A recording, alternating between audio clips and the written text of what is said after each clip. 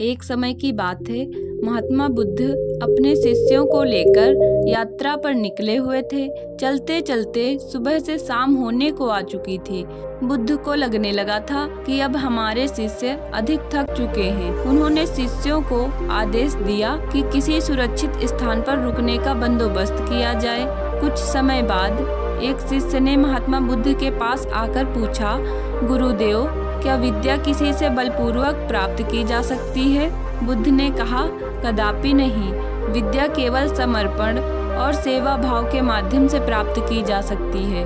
और आसानी से समझने के लिए चलो तुम्हें एक बलशाली राजा की कहानी सुनाता हूँ। किसी राज्य में एक बलशाली राजा रहता था जो कि अपनी सेना की शक्ति के बल पर कुछ भी हासिल करना जानता था। उसी राज्य में एक साधु घास फूस की झोपड़ी बनाकर रहता था। साधु ज्ञानवान था।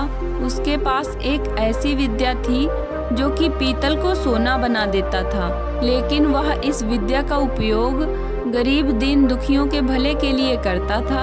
एक बार उसकी झोपड़ी में एक गरीब ब्राह्मण आया। वह साधु से कहने लगा, महाराज, मुझे अपनी बेटी की शादी करनी है, लेकिन मेरे घर में एक फूटी कौड़ी तक नहीं है। कृपया मुझे कोई मार्ग बताएं। साधु ने ब्राह्मण से कुछ सवाल जवाब करके पता लगा लिया कि ब्राह्मण सच में बहुत गरीब है, उसके पास कुछ भी नहीं है। साधु ने अपनी विद्या से एक पीतल के बर्तन को सोने का बना दिया और उस बर्तन को ब्राह्मण को देते हुए कहा, तुम इस बर्तन को बेचकर अपनी बेटी की शादी कर लो। ब्राह्मण बर्तन को लेकर सुनार की दुकान पर गया। उसने उस बर्तन को दिखाते हुए बेचने की बात कही। सुनार समझ गया कि हो न हो यह बर्तन राजा के घर से चोरी किया हुआ है। सुनार उस ब्राह्मण को पकड़कर राजा के पास ले गया। राजा ने पूछा, क्या बात है? ब्राह्मण ने पूरी घटना को राजा के सामने सच सच बता दिया। इस बात की जानकारी होने से राजा के मन में लालच आ गया और उसने सोचा, क्यों न इस विद्या को सीखा जाए। इसलिए उसने साधु को बुलवाने के लिए सिपाहियों को भेजा। कुछ समय बाद सिपाही साधु को लेकर राजा के सामने पेश हुए। राजा ने कहा, तुम्हारे पास एक ऐसी विद्या है जो कि पीतल को सोना बना देती है। साधु ने जवाब दिया, जी हाँ महाराज। राजा ने कहा, उस विद्या को मुझे भी सिखा दो। साधु ने कहा, असंभव, मैं ऐसा नहीं कर सकता।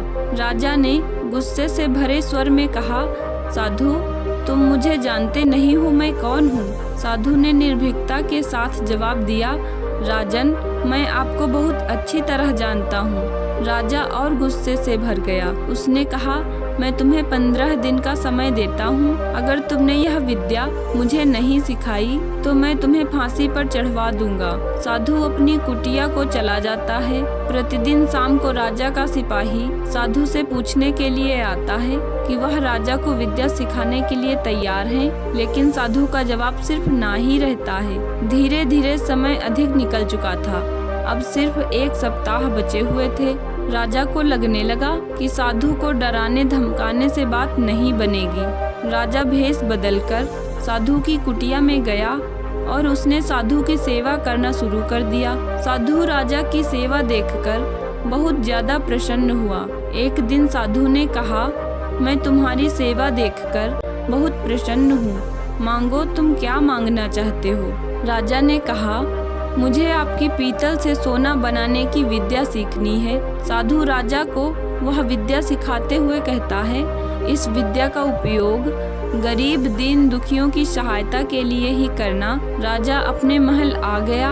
15 दिन पूरे होने के बाद राजा ने अपने सैनिकों को आदेश दिया कि वह बलपूर्वक साधु को पकड़कर ले आए। राजा ने साधु से एक बार फिर से वही प्रश्न पूछा, क्या तुम मुझे पीतल से सोना बनाने की विद्या सिखाने के लिए राजी हो? साधु ने तुरंत नहीं कहा।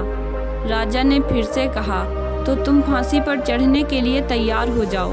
साधु ने कहा, मैं तैयार हूँ। राजा ने हंसते हुए कहा, मूर्ख साधु, जिस विद्या पर तुम्हें इतना ज्यादा नाज है उसे मैं जानता हूँ।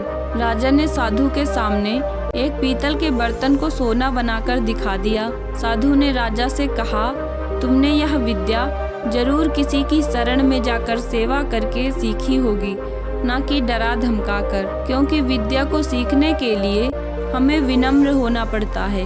अगर कोई चाहे कि विद्या को हम बलपूर्वक सीख लें तो ऐसा संभव नहीं है। तो दोस्तों, इस कहानी से हमें यह सीख मिलती है कि शिक्षा हमें विनम्र होने पर ही मिलती है।